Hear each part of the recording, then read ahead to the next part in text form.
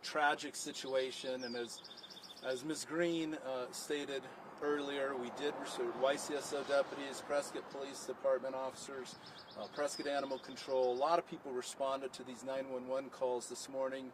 It's a bit of shock and disbelief what they found. They found that Mr. Jackson, and we believe this now from all the evidence that we've had at the scene, that there is at the scene, the witness statements that we have, that Mr. Jackson was sitting on his property in a chair and he was attacked by a bear. We do know that it was an adult male bear.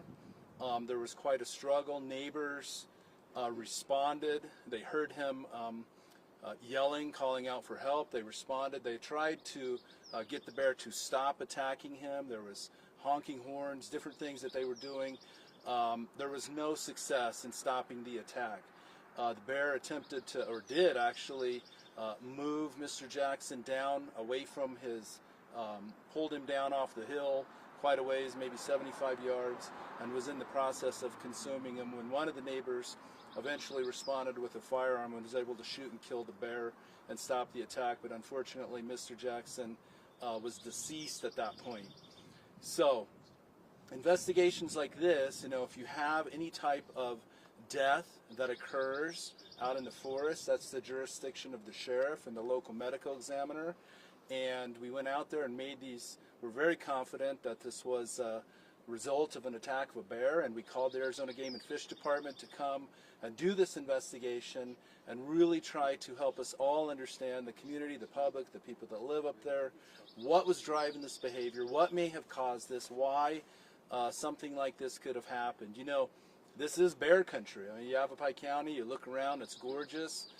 We do have a lot of wildlife up here, including bears. In my personal experience as sheriff here and a lifelong resident of Yavapai County, this is exceedingly rare. In fact, I don't know that I've ever been a part of anything like this in my life. I know that I haven't. So we're trying to get answers, we're trying to get information out there.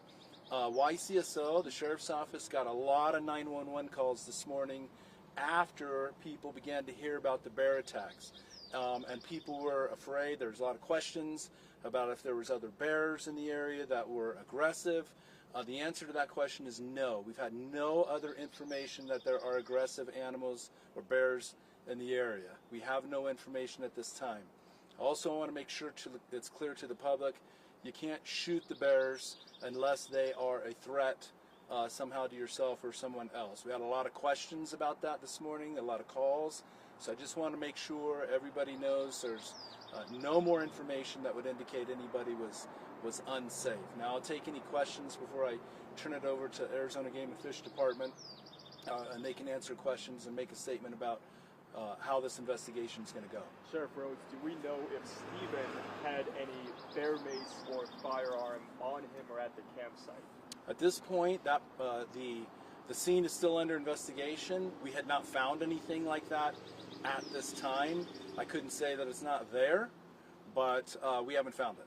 What advice do you have for people who frequent these woods or lives in these kinds of areas? I know a lot of them probably already know, but what would you give to out-towners, I suppose? Well, again, as I said earlier, these are exceedingly rare circumstances, and we haven't seen this before. You don't want people to be, to freak out, shoot bears, shoot animals.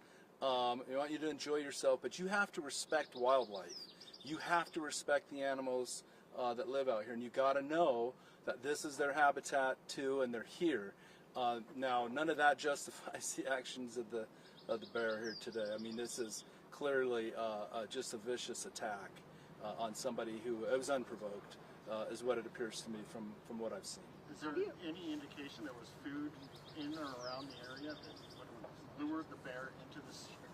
I mean, I can't say obviously or highly likely or most likely, but that's what bears do. They're looking for food, right? So that's how they end up at people's houses. So again, the entire scene is under investigation. I personally did not see any reckless feeding or food or anything. I can't say that it's not there anywhere, but I did not see any of that at the scene. Still under investigation.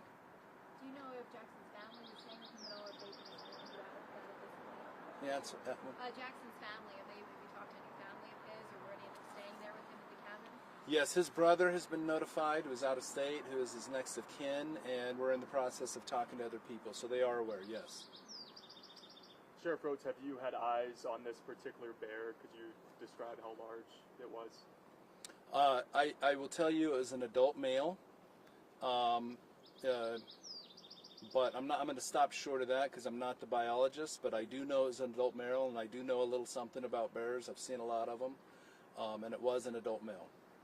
Do you know if neighbors in this area had seen this bear around, had seen any aggressive anything from it before? So I can't answer that question. We personally have not had reports that would indicate that this bear has been reported by somebody else as being a problem or a nuisance or a threat to anybody. We've heard from some neighbors they've seen more bears since the Crooks fire. How close was this to that fire line, and is that something consistent with what you think? The Crooks fire was 6-7 miles up the road, up on top of the mountain, up here in Mount Union. And I don't know, I would not indicate that, one caused the other. The Crooks fire caused the bears to move down here. This is it's bear country. And, there's a lot of bears in the area. Prescott Basin's known for it. And so, people are seeing them. Are you able to see if it's a black bear or brown bear? Well, the species is black bear, but you can have a lot of different colors that are still called black bears, but this bear is in fact black. Sheriff Rhodes, obviously, it must be traumatic for the neighbors to witness what they saw. Have you heard any stories from them about just how traumatic that situation was? Well, yeah, we talked to the neighbors, and they're in shock. They knew Mr. Jackson very well. He was well liked up there. He was a part of the community. He's trying to build his cabin. It's a very close-lit area on top of the mountain, and I think that they're in shock and disbelief. I know that they are. They told me that. You'd mentioned you've been building that cabin for a while. Do you know about how long he'd been staying up there and working on that? No, I don't have an answer to that. But I'm going to ask Arizona Game and Fish to come up now, and if you don't have any other questions, make a statement and answer any questions. Good afternoon, everybody. My name is Darren Tucker. I'm a field supervisor with Arizona Game and Fish, based here out of the Prescott area. First of all, as an agency, we want to offer our condolences to the Jackson family for this, as Sheriff Rhodes said, for this tragedy that happened this morning. Confirming this is an adult black bear, black in color. Initial estimates, we were estimating the bear between that 6 to 10 year old range. We will get further confirmation of that in the future. We have officers up there right now with the sheriff's office concluding investigation of the scene, collecting the bear, everything pertinent to the situation that occurred.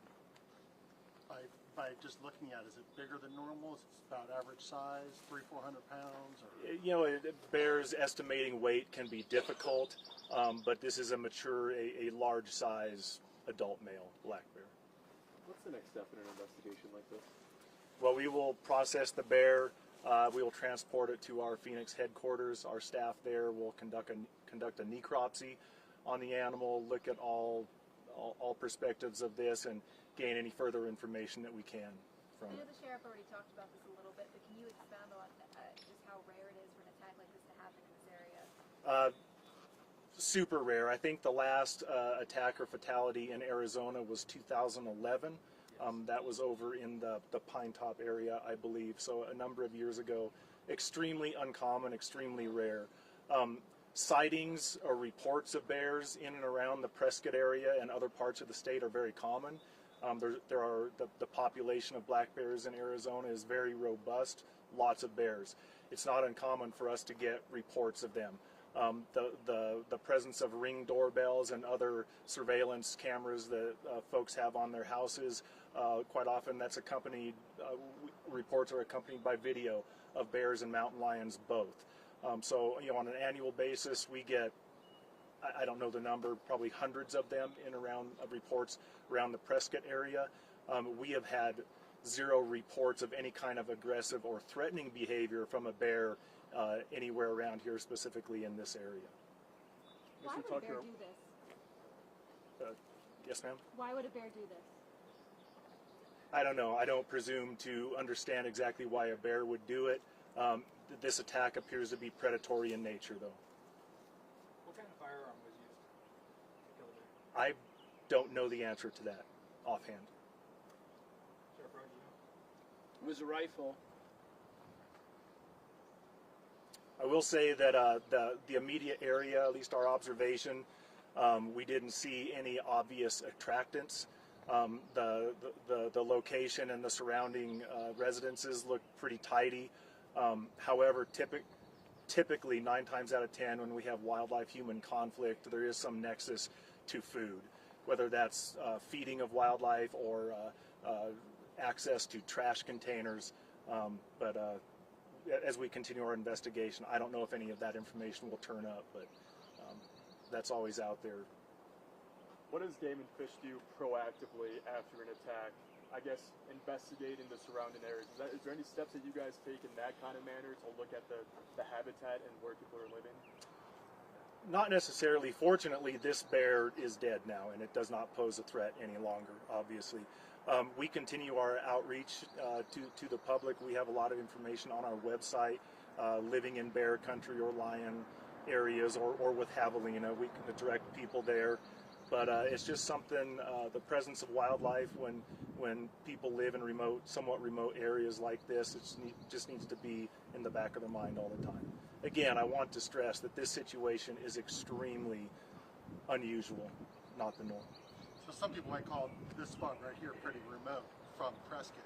How much more remote was the attack area? I would consider it a little more remote than this, but there were scattered cabins in the area. Mr. Tucker, we know that bear attacks are rare. Is there anything about this specific circumstance with the information that we do have that stands out to you as an extra rarity?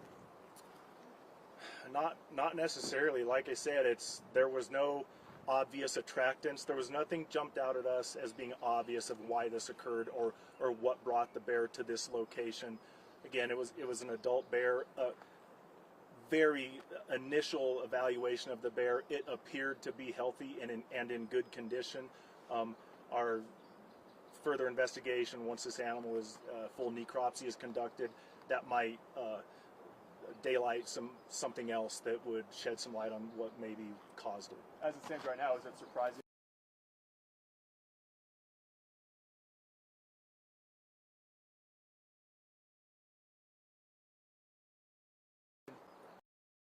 It's not necessarily always on my mind when I'm out there, but very unusual, very surprising. Are there diseases that bears would get that could make them react in a attack manner, or like what this one did? I suppose. I hazard to guess on what that might be. We didn't, again, initial observations didn't indicate anything that would, there were no observations that indicated that this bear was sick or diseased, but we will, our folks at our Phoenix headquarters are very skilled at this, and they will check into all that. So there's obviously probably people on the road right now coming up here to camp this weekend, and people probably have plans to come up here this summer. What's your message to them? Again, this is a highly unusual, isolated event. This bear, the offending bear, is no longer an issue. Keeping that in mind, we don't want to cause panic among people that are going to come to recreate around Prescott or anywhere else in the state. Just keep in mind some kind of the bear-aware facts. Again, that information can be available on our website. If you're camping, secure your cooler, maybe inside a hard-sided car. If you're camping in a tent, don't ever have any food or toothpaste or anything that could potentially be an attractant inside a tent or where you may be. Some kind of common sense like that. But again, very unusual. Very unusual. Mr. Tucker, I ran a quick search from that last one that you referenced. At the time, I believe it said that there was 10 bear attacks in Arizona dating back from the 90s. Would this be I don't know if, John, you could look into that about how many. I've got it in my car. You do have it? Okay. Yes. Yeah, sorry. No, it's okay. I don't have it wanna put you on offhand. the spot, but I just want to get that. Yeah. It's 14. 14. This is the 14. This will be the 15th. This will be the 15th. And the second fatality. Okay. Since what Since year? the 90s. Late 80s. Since late 80s.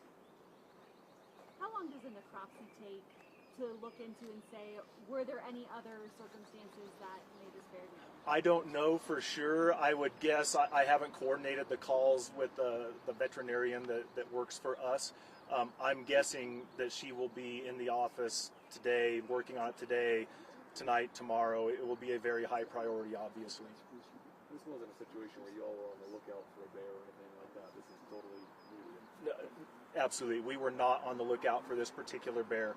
Again, we field, and again, I don't have the exact numbers right in front of me, but numerous reports every week, and I would say daily, of bear and lion sightings in and around the Prescott area. And typically, the reporting parties, we will make contact with them, give them some advice on the standard of, as far as securing trash and that, what to do, the basics. We were not aware of, nor were we investigating any kind of activity related to, again, aggressive or predatory or unacceptable bear activity in this area. Is it helpful for your agency? Like, we've gotten videos of bears in this area. Is it helpful for you guys to receive those videos, or do you guys not care because it's bear country?